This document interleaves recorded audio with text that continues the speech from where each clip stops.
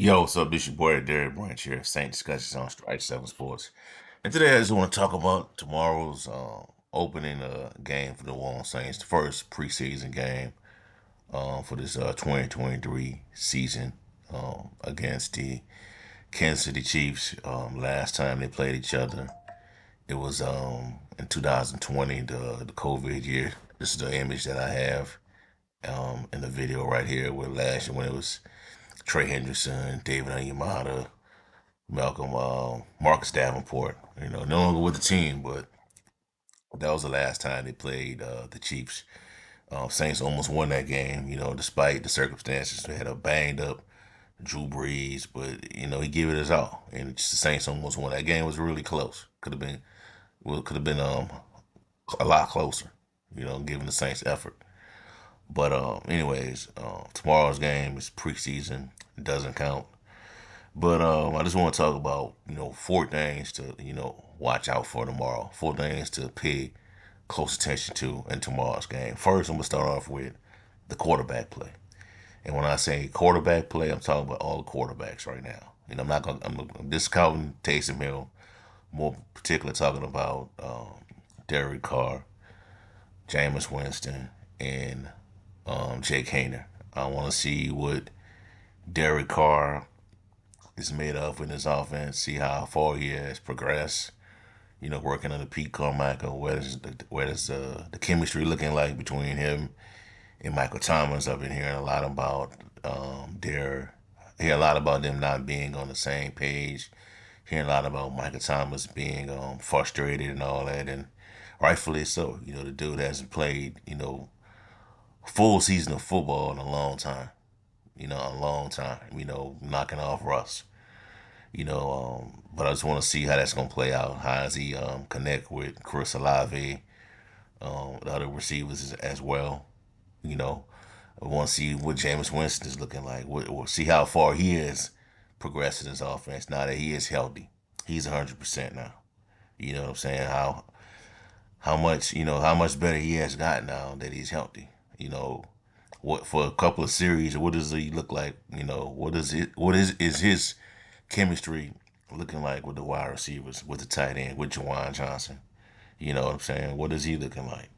Can is this a can this be like a showcase for him for to join other teams? You know what I'm saying? If the Saints feel that Jake Hayner is ready to take that number two spot away from Jameis, could this be used as a showcase? To showcase Jameis off to other teams that might make a trade for him during the regular season. So we'll see. And Jake Hayner, can he live up to the hype? Can he live up to the hype of being a potential, you know, starting quarterback in the league for the New Orleans Saints? Because we people were saying a lot of great things about Ian Book during training camp, and we saw how that turned out in live action in the preseason too. So we'll see how all that's gonna play out. Number two, O line play. How banged up is the O line? How efficient is the O line with the guys we have right now? How efficient is this offensive line? How strong is the depth? You know what I'm saying? With this offensive line, we got guys out. Andrews Pete out. You know what I'm saying? Trey Turner gone for the year. Patrick. No, not Patrick.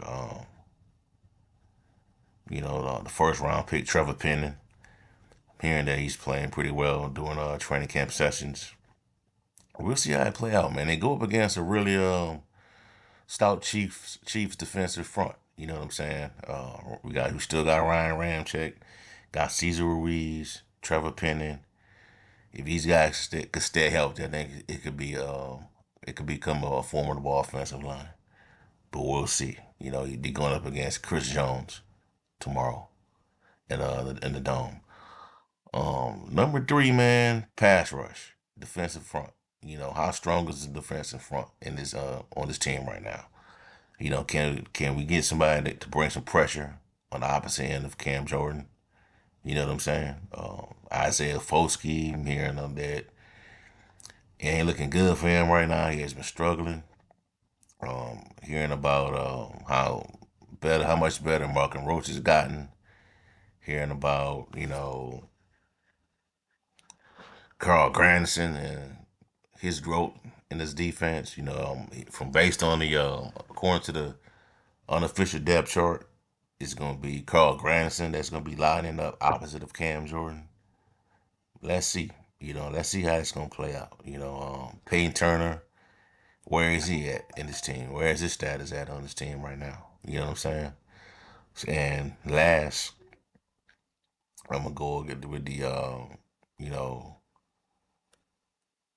last I would say, you know, I got quarterback play, offensive line production, defensive line production, and I would say the tight ends.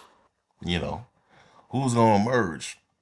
Who's gonna emerge as a second option to next to Jawan Johnson? Because right now, it's they're saying that it's Jawan Johnson is tight end one, clear cut tight end one. Who's gonna be the number two? Is it I know that Foster Moreau is the number two. Is the number two on the depth chart, so according to the official depth chart. But can Jimmy Graham step his game up and leapfrog Foster Moreau? Something to think about. You know what I'm saying? I think even if he doesn't, I think he's gonna make the team right now. I think he's gonna make the team. I think he's gonna see some. He'll get quite a few targets in the offense. Given the fact that Derek Carr, loves to work with tight ends based on his pass. You know what I'm saying? So that's what I'm looking for in this matchup. That's what I'm looking for, man. How this defense is looking right now. Defense, quarterback play, um, offensive line play, and the tight ends, bro. How efficient are the tight ends in this offense right now?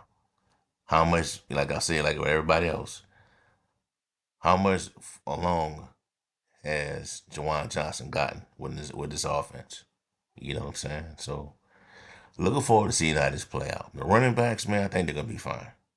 Running backs will be fine, man. I think we got a nice, healthy stable of running backs. It's unfortunate what happened with Kendrick Miller, not Kendrick Miller, but Eno Benjamin being out for the year. But I think we gotta still have a strong stable of running backs. We got Alvin Kamara, Jamal Williams, Kendrick Miller, three. I think a solid three back tandem right there. We have with those three individuals. But other than that, man, that's about it.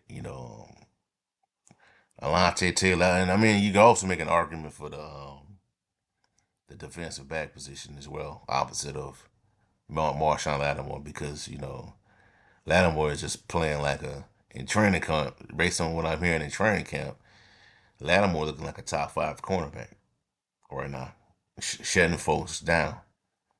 But the opposite end is where people have been shifting their attention to in regards to the battle with Paulson Adebo and um, Alante Taylor. Who's winning the battle? Like now that we gonna watch live competition, against an actual team and not your teammates. Who's gonna separate themselves? You know what I'm saying? Who's gonna put themselves in the lead to get that number two spot? You know. So, and I mean they're facing some formidable competition on his Chiefs offense. At wide receiver. It's not Tyreek Hill or anything like that, but they got some burners out there. They had the Saints. That presents an intriguing matchup for the Saints. There's Sky Moore. Rashid Rice, the rookie out of SMU. You know what I'm saying? So they got some nice options to deal with on the outside. So we'll see how it play out. All right, that's all I have for y'all for right now, man. Give me a like, comment, subscribe to the channel. Let me know how you feel. What are you looking for in tomorrow's preseason game between the Kansas City Chiefs and the New Orleans Saints? Also, check out strike7sports.com for latest content on the New Orleans Saints organization. Have a blessed day. Peace. I'm out. Who that?